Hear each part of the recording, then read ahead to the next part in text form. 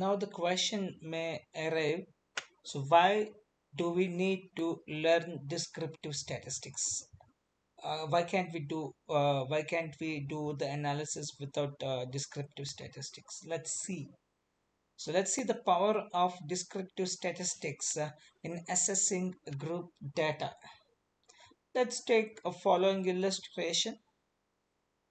So it starts with the which group is smarter. So we have a class A and class B.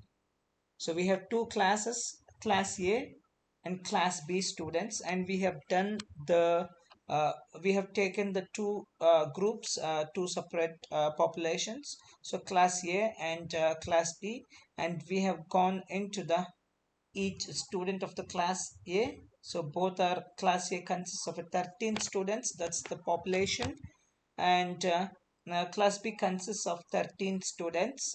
So then we have done the IQ test and we have ranked it. We have marked.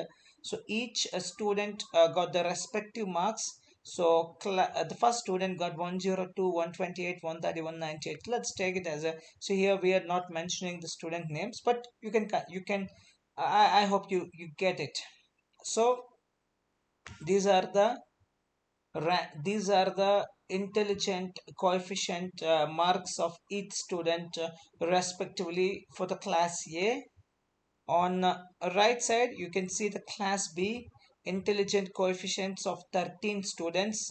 That's also in a sequential way. This is the first student, roll number 1, roll number 2, roll number 3, roll number 4, and similarly roll number 17. That's how the class A and class B students intelligent coefficients are, IQs are. So now the question arises, which group is smarter? We know that each individual may be different. If you try to understand a group by remembering the qualities of each member, you become overwhelmed and fail to understand the group.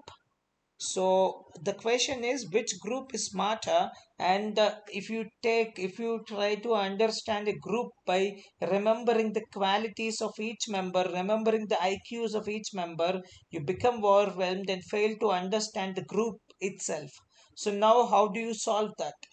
By just looking at this, can you tell me which group? Okay, 102, 128, 131. Okay, but class A is smarter, class B is smarter, because all scores. So the first guy 102, here it's a 127, then 128, 131. If you see, both are at good level.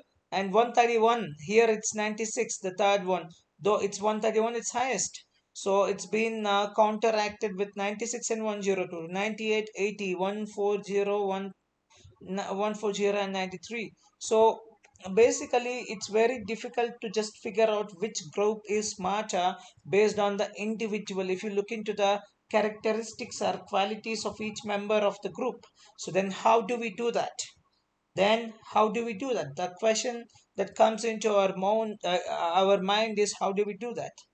This is how we do it. So what will we do? So for the question which group is smarter, so I will take the average IQ of class A, that I got 110.54, and similarly for class B I will take the average IQ that I got 110.23. They are roughly the same, but they're not actually same, they're roughly the same. So with a summary descriptive statistics, the tool that I've used to understand which group is smarter, so this is my business goal, this is my business question. So now to understand, to answer the business question, I needed to use a summary descriptive statistics. What is summary descriptive statistics? I am going to explain in a forthcoming slide. But for now, because of using this summary descriptive statistic, I would I had I would able to explain and answer the business question, that is which group is smarter. So the class A with average IQ of 110.54 is smarter Then class B average IQ, that's 110.23. Though the values, the numbers are similar, but class A is smarter than class B. So with the summary descriptive statistical tools, it is much easier to answer our question, which group is smarter. This is the power of descriptive statistics in assessing group data. This this kind of power of descriptive statistics we leverage into our business analytics or data science or exploratory data analysis.